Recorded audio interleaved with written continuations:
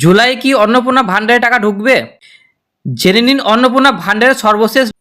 তো পশ্চিমবঙ্গ সরকারের অন্নপূর্ণা ভান্ডার প্রকল্পের নতুন আপডেট। 1 জুলাই থেকেই রাজ্য জুড়ে মহিলাদের অ্যাকাউন্টে পরবর্তী কিস্তি 3,000 টাকা করে দেওয়া হবে। ইতিমধ্যে ভেরিফিকেশন করা হচ্ছে আবেদনকারীগুলোর, পোর্টাল আপলোড করা হয়েছে এবং তৃতীয় ধাপে টাকা দেওয়া কাজ চলছে।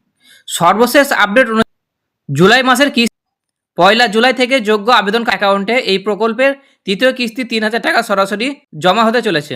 যারা ইতিমধ্যে ফর্ম ফিল আপ করেছেন, আবেদন করেছেন এবং যাচাই সম্পূর্ণ হয়েছে তারাই টাকা পাবে। যাদের আবেদন এখনো পর্যন্ত যাচাই করা হয়নি তাদের দ্রুত কাজ সম্পূর্ণ করার নির্দেশ দেওয়া হয়েছে। কারা টাকা পাবেন না?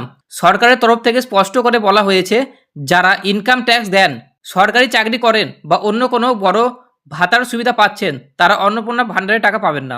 অন্নপূর্ণা ভান্ডারের আবেদনপত্র যাচাই ভেরিফিকেশন শুরু হয়ে গেছে। নতুন করে আবেদন করতে চাইলে আপনিও 25শে অক্টোবর 2026 তারিখের মধ্যে আবেদন আবার করতে পারেন।